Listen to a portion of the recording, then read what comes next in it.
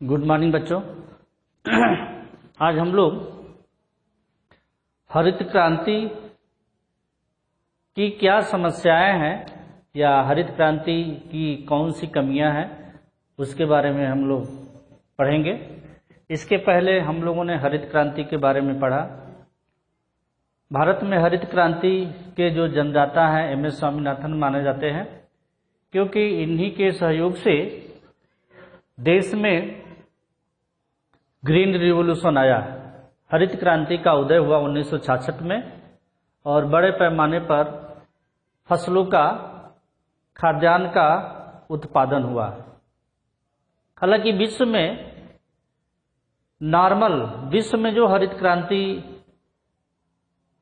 देने का जो श्रेय है या जन्मदाता कह लीजिए तो नॉर्मन ई बोरलॉग है, क्योंकि उन्हीं के सहयोग से पूरे विश्व में भी हरित क्रांति आई और खाद्यान्न का उत्पादन अच्छा हुआ। उसी समय नॉर्मन ई बोरलॉग के सहयोग से मैक्सिको एक देश है जहां पे उन्नत क्वालिटी के बीजों का प्रयोग बड़े पैमाने पर किया गया और उस बीज का भारत में ला करके जो है बड़े पैमाने पर बुआई की गई, उपयोग किया गया, प्रयोग किया गया, जिससे कृषि का उत्पादन काफी अच्छा रहा। लेकिन कुछ कमियां थी कृषि उत्पादन में। बहुत सारी फसलों में उत्पादन सफल नहीं रहा, तो उसी कमियों के बारे में हम लोग पढ़ेंगे। यानी कि हरित क्रांति की समस्याएं या कमियां। भारत में हरित क्रांति की समस्याएं।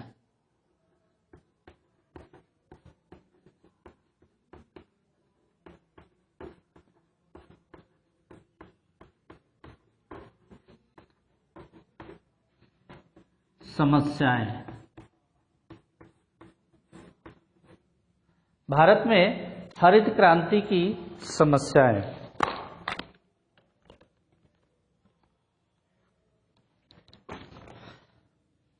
पहला है कुछ फसलों तक ही सीमित। कुछ फसलों तक ही सीमित।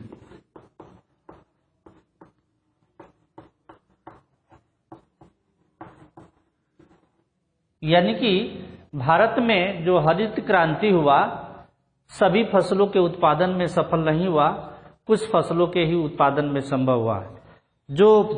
जिस फसल के उत्पादन में संभव हुआ, गेहूं, ज्वार, बाजरा। गेहूं, ज्वार, बाजरा, इन्हीं सब फसलों के उत्पादन में हरित क्रांति सफल हुई। भारत में जो प्रति हेक्टेयर उत्पादन की जो क्षमता थी, सिर्फ गेहूं, ज्वार, बाजरा में ही सफलता प्राप्त हुई। देश के अन्य जो है फसलों में उत्पादन, पैदावार में ज्यादा वृद्धि नहीं हुई। तो जो ये कमियां थी या जो ये समस्याएं ये थी कि गेहूं, ज्वार, बाजरा के अलावा किसी भी फसल का बड़े पैमाने पर देश में उत्पादन नहीं हुआ। दूसरा जो है ऑप्शन असंतुलित विकास। असंतुलित विकास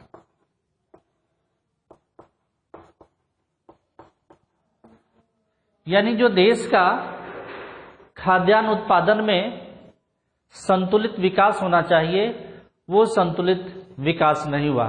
मतलब एक बैलेंसिंग पावर होना चाहिए कि किस फसल का कितना उत्पादन होना है, किस फसल का कितना उत्पादन नहीं होना है। तो इस तरीके से फसलों के जो उत्पादन है, पैदावार है, उसमें बैलेंसिंग नहीं थी, संतुलन नहीं था। जैसे यदि देखा जाए तो विशेष रूप से उत्तर प्रदेश, पंजाब, हरियाणा, महाराष्ट्र, तमिलनाडु। उत्तर प्रदेश, पंजाब, हरियाणा, तमिलनाडु, इन्हीं देशों में कृषि उत्पादन की पैदावार अच्छी हुई, कृषि का उत्पादन बढ़ा। बाकी जो देश के जो राज्य हैं उनमें हरित क्रांति का ज्यादा प्रभाव देखने को नहीं मिला। तो ये हरित क्रांति की जो दूसरी कमियां हैं असंतुलित विकास, यानी कुछ राज्यों में ही कृषि उत्पादन बढ़ा, बाकी राज्यों में कृषि उत्पादन अच्छा नहीं हुआ। पूंजीवादी कृषि को प्रोत्साहन, तीसरी जो कमियां हैं या समस्याएं, पूंजीवादी कृषि को प्रोत्साहन।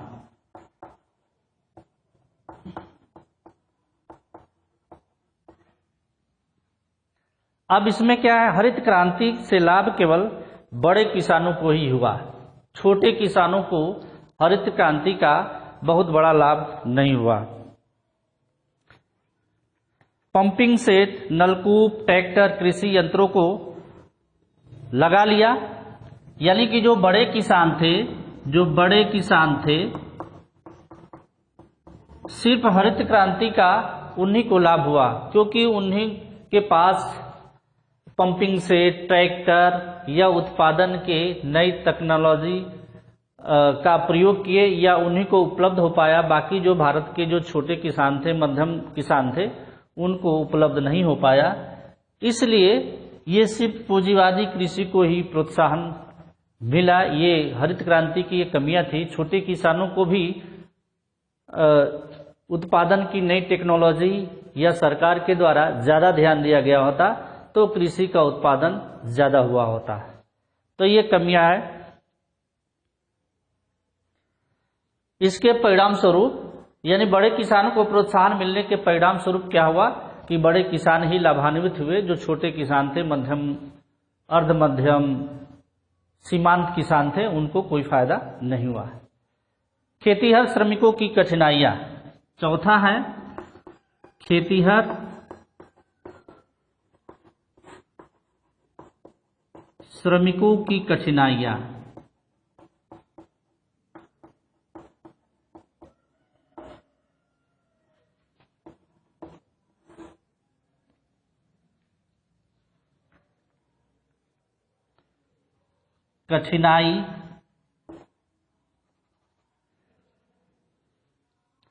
बड़े बड़े फर्मों में नवीन तकनीक का प्रयोग के कारण मानवीय श्रम की आवश्यकता कम पड़ी। यानी बड़े बड़े जो खेत थे उसमें उत्पादन की नई टेक्नोलॉजी का प्रयोग बड़े पैमाने पर हुआ, उसमें श्रमिकों का बड़े पैमाने पर प्रयोग नहीं हुआ, जिससे खेतीहर श्रमिकों की समस्याएं बरकरार रही। मतलब खेतीहर श्रमिक का मतलब जिनके पास खेती काफ़ी कम है और वही जो है श्रम का कार्य करते हैं, यानी कृषि उत्पादन का काम वही करते हैं, तो उनको उत्पादन की नई टेक्नोलॉजी नहीं मिल पाई, जिससे भारत में जो कृषि उत्पादन की जो पैदावार है या उत्पादन है प्रति हेक्टेयर क्षमता कम है, क्योंकि खेतीहर श्रमिकों की जो कठिनाइयां थी उस कठिनाइयों को दूर नहीं किया गया, जिससे क्या हुआ कि खेतीहर मजदूरों में बेरोजगारी बढ़ी और उनका जीवन स्तर कठिन हुआ। अगली है आधुनिक तकनीक का प्रयोग में बाधा। आधुनिक तकनीक के प्रयोग में बाधा।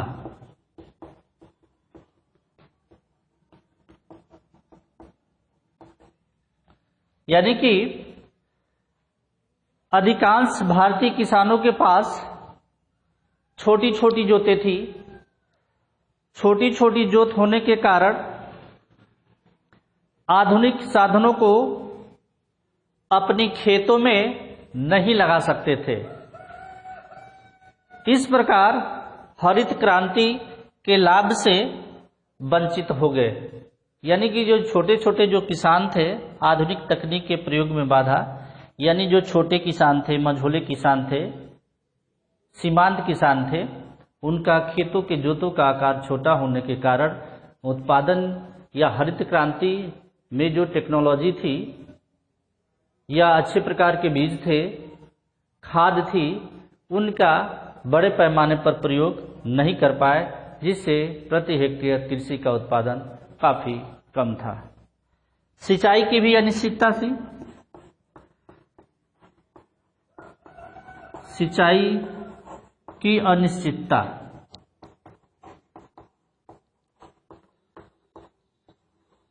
यानी कि आज भी भारत के सिर्फ 60% भूभाग पे ही सिंचाई के साधन उपलब्ध है।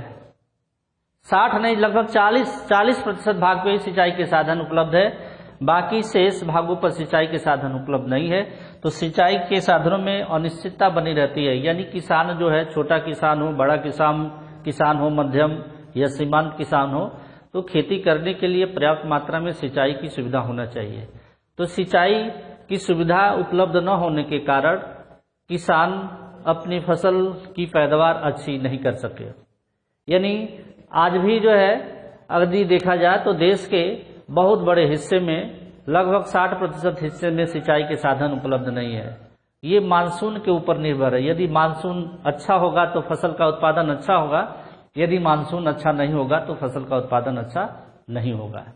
तो इस तरीके से ये हरित क्रांति, भारत में जो हरित क्रांति आई तो उसकी कमियां थी, समस्याएं थी, इसलिए हरित क्रांति सभी क्षेत्रों में सफल नहीं हुई। अब जो है हम लोग हरित क्रांति की सफलता के लिए सुझाव,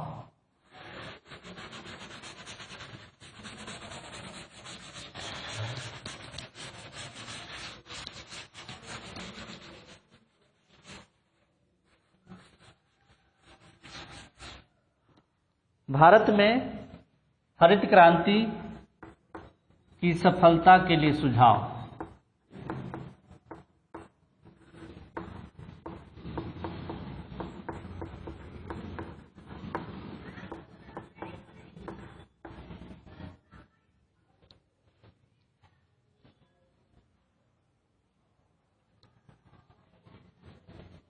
यानी कि भारत में हरित क्रांति सफल बनाना है, कृषि के उत्पादन को बढ़ाना है, तो इसके लिए क्या सुझाव दिया जा सकता है? तो पहला सुझाव है हरित क्रांति का विस्तार।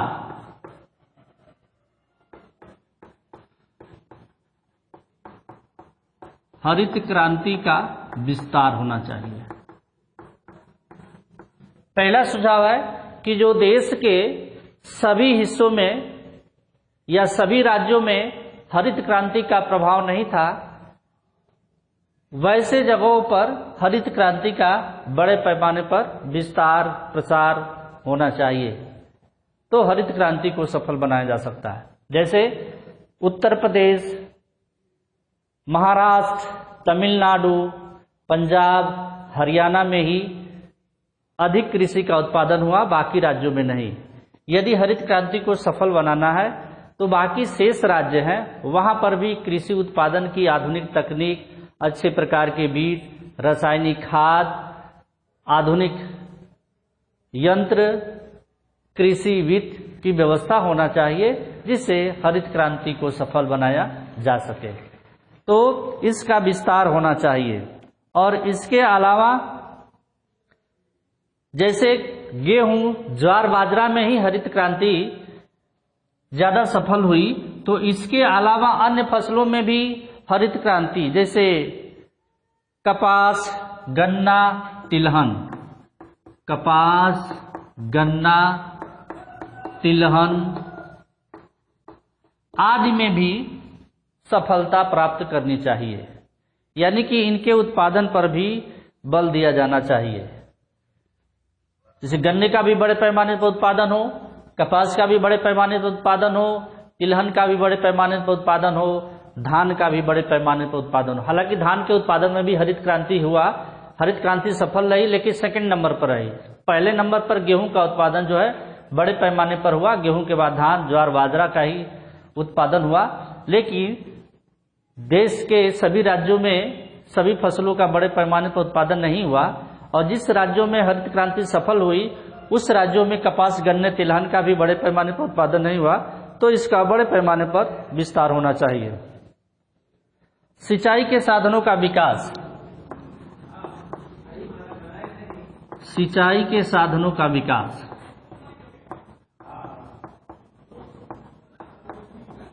सिंचाई के साधनों का विकास। सिंचाई के साधनों का बड़े पैमाने पर विकास होना चाहिए, तभी हरित क्रांति सफल हो सकती है। यानी कि सीमांत छोटे किसानों की जो आवश्यकताएं होती है कृषि उत्पादन को बढ़ाने के लिए, तो सिंचाई जो है की सुविधा उनके पास उपलब्ध नहीं होती है। जो बड़े किसान है उनके पास तो सिंचाई की सुविधा उपलब्ध होती है, लेकिन जो छोटे या मध्यम श्रेणी के जो किसान हैं उनके पास सिंचाई की सुविधा उपलब्ध नहीं होती है।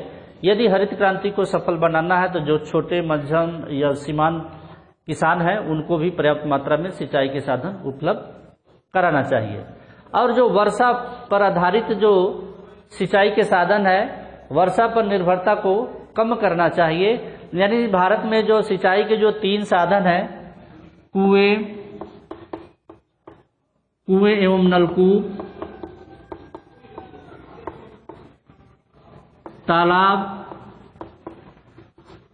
नहर, इनका बड़े पैमाने पर विस्तार करना चाहिए। हालांकि भारत में सबसे अधिक कुएं एवं नलकूप से जो है सिंचाई होती है, नहर से सेकंड नंबर पर होती है और उसके बाद तालाब से होती है। यानी कि सबसे अधिक जो है सिंचाई के साधन जो उपलब्ध हैं कुएं एवं नलकूप के द्वारा है, उसके बाद नहर के द्वारा, उसके बाद तालाब के द्वारा। तीसरा है छोटे किसानों को हरित क्रांति के क्षेत्र में लाया जाए। छोटे किसानों को हरित क्रांति के क्षेत्र में लाया जाए।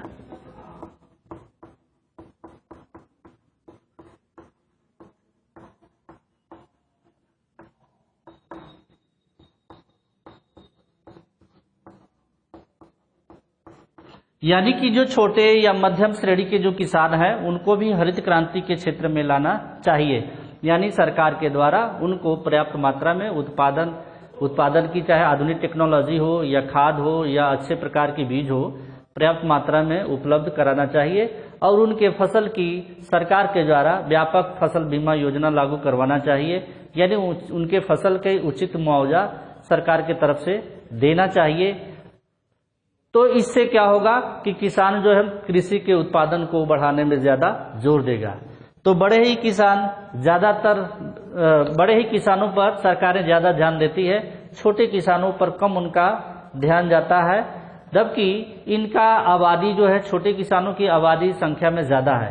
तो सरकार के द्वारा इनको कृषि उत्पादन के बढ़ाने के लिए ज्यादा यदि प्रयास किया जाए तो कृषि का उत्पादन जो है प्रति हेक्टेयर बढ़ाया जा सकता है।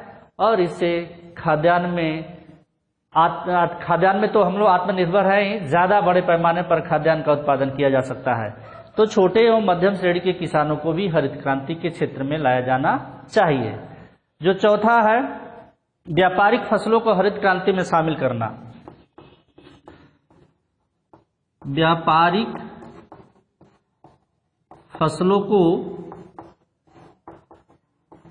हरित क्रांति में शामिल करना।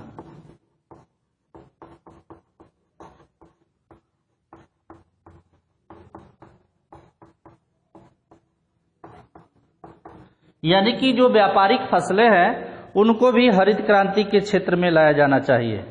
जैसे विशेषकर गेहूं को ही हरित क्रांति के क्षेत्र में लाया गया। और जो व्यापारिक फसलें हैं जैसे कपास है, पटसन है, कपास,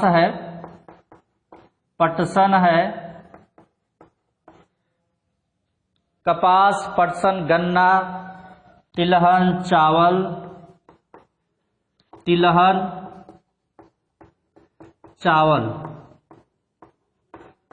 आदि का भी बड़े पैमाने पर कृषि उत्पादन बढ़ाने के लिए सरकार की तरफ से जोर देना चाहिए। या ये सुझाव है कि व्यापारिक फसलों को भी हरित क्रांति में शामिल करना चाहिए। जैसे कपास का भी बड़े पैमाने पर उत्पादन करना चाहिए, पटसन का भी बड़े पैमाने पर उत्पादन करना चाहिए, गन्ने का भी बड़े पैमाने पर उत्पादन करना चाहिए, तिलहन, चावल या अन्य जो व्यापारिक फसलें हैं उनका भी बड़े पैमाने पर उत्पादन करना चाहिए और हरित क्रांति के क्षेत्र में लाया जाना चाहिए। उनके लिए भी अच्छे प्रकार के बीज, अच्छे प्रकार की आधुनिक टेक्नोलॉजी, रासायनिक खाद का बड़े पैमाने पर उपलब्धता सुनिश्चित करानी चाहिए।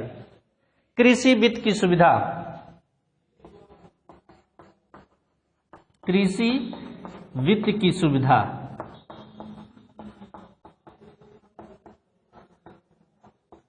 कृषि वित्त उनको कहते हैं जो किसान जो है खेती करने के लिए बैंकों के माध्यम से या सरकारी संस्थाओं के माध्यम से कर्ज लेते हैं, ऋण लेते हैं और खेती करने का काम करते हैं। तो किसानों को, चाहे छोटे किसान हो, चाहे बड़े किसान हो, चाहे मध्यम श्रेणी के हो, चाहे सीमांत किसान हो, उनको सरकार की तरफ से कम ब्याज दरों पर सरकार के तरफ से, बैंकों की तरफ से कर्ज उपलब्ध कराना चाहिए पर्याप्त मात्रा में, जिससे कृषि के उत्पादन को बढ़ाया जा सके। ग्रामीण रोजगार अवसरों में वृद्धि, ग्रामीण, ये छठवां है, ग्रामीण रोजगार अवसरों में वृद्धि।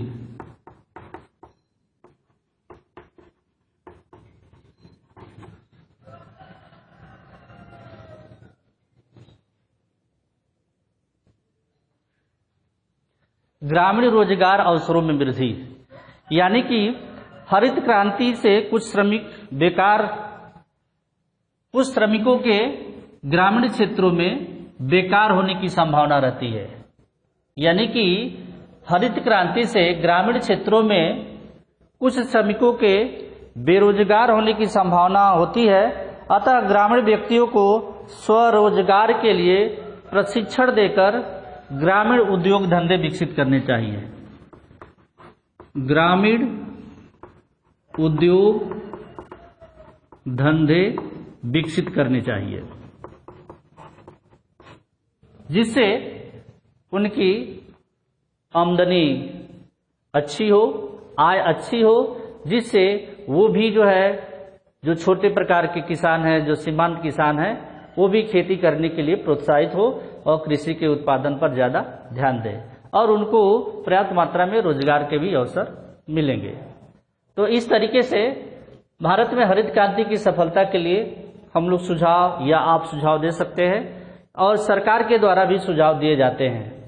तो जो कमियां हैं, जैसे भारत में जो हरित क्रांति हुई और उस हरित क्रांति में जो कुछ कमियां हैं, अगर उस कमियां में सुधार कर दिया जाए तो कृषि के उत्पादन को बढ़ाया जा सकता है।